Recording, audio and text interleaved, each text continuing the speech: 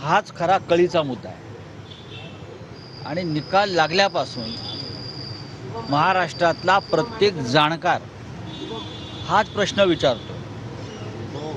आत्ता नाशिकला मी आहे आणि आम्ही थोड्या वेळ आमचे सुधाकरराव बडगुजर असतील, बागुल असतील, सगळे आमचे डी.जी. सूर्यवंशी, आम्ही त्याच विषयावर बोलत होतो की शेवटच्या तासात 2 तासामध्ये जे मतदान अचानक वाढलेलं दिसतं आहे हाच घोटाळा आहे आणि त्याचं उत्तर या देशाचा निवडणूक आयोगही देऊ शकला नाही।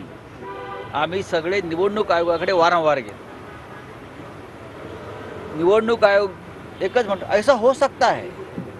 अरे ऐसा हो सकता है म्हणजे का 76 लाख आणि आपण जर 76 लाखांचं जर तुम्ही विभागणी केली नीट साधारण 150 मतदारसंघात किंवा त्याच्या पुढे तर प्रत्येक विधानसभा मतदारसंघामध्ये 20 ते 25 हजार मतं वाढवली आहेत आणि प्रत्येक बूथवर 100 ते 150 मतं वाढवली आहेत। हा जो घोळ आहे त्यातूनच महाराष्ट्रामध्ये देवेंद्र फडणवीस, एकनाथ शिंदे आणि अजित पवारांचं सरकार स्थापन होऊ शकतं। हे सरळ मार्गाने आलेलं सरकार नाही आहे। यासाठी खूप मोठं पडद्यामागे पटकथा लिहिली गेली आणि अनेक खलनायकांनी त्यात काम केलं आणि हायकोर्टानं विचारलं हे बरोबर आहे, पण जनतासुद्धा तेच विचारते।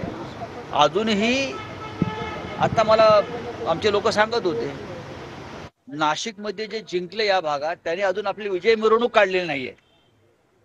का नाही काढली? अजून त्यांना खात्री वाटत नाही की आम्ही जिंकलोय आणि इतक्या लाखाच्या मताने जिंकलोय। अख्ख्या महाराष्ट्रामध्ये, हरियाणामध्ये हेच चित्र आहे।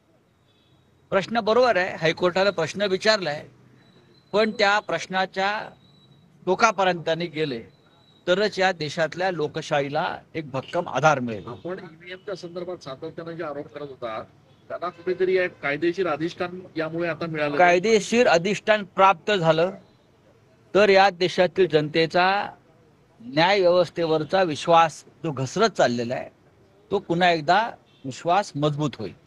मॉकपोल संदर्भात देखील मॉकपोल घेण्यासंदर्भात देखील मागणी होत होती, मात्र त्याच्यामध्ये देखील अनेक अडचणी आल्या। आपल्या पक्षाच्या उमेदवारांनी देखील तशा पद्धतीची मागणी केली। नाही, मरकडवाडी तर देशाच्या नकाशावर गेलं। मरकडवाडी जो माळशिरस मतदारसंघातला उत्तमराव जानकर यांच्या मतदारसंघातले गाव आहे, त्या गावानं स्वतः उत्स्फूर्तपणे मॉकपोल घ्यायची तयारी दाखवली बॅलेट पेपर आणि अख्ख्या देशात त्याची चर्चा झाली। इतकंच नव्हे, युनोमध्ये चर्चा झाली की भारतातल्या लोकशाहीला कसं ग्रहण लागलेलं आहे आणि जे मतदान झालेलं आहे त्याच्यावर मतदारांचा कसा विश्वास नाही याच्यावर आंतरराष्ट्रीय स्तरावर चर्चा झाली, देश स्तरावर चर्चा झाली।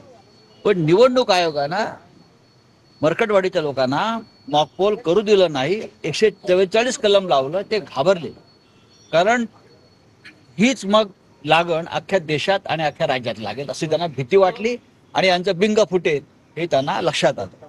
24 तारखेला येवला विधानसभा मतदारसंघाची मॉकपोल होत आहे। पुन्हा एकदा सकाळी ही सगळी प्रक्रिया केली जाणार आहे। चांगली गोष्ट आहे, पण सरकार शेवटच्या क्षणी तिथे कर्फ्यू लावेल, संचारबंदी, तमावबंदी, 144 कलम, मग मॉकपोल घेणाऱ्यांवर देशद्रोह लावला जाईल, जसं मरकटवाडीत धमक्या दिल्या। देशद्रोहाचा गुन्हा, लोकशाही मार्गानं निवडणूक घेण्याचा प्रयत्न करणाऱ्या जनतेला या महाराष्ट्रामध्ये देशद्रोहाच्या गुन्ह्याखाली अटक केली जाईल अशी धमकी दिली जाते। एकनाथ शिंदे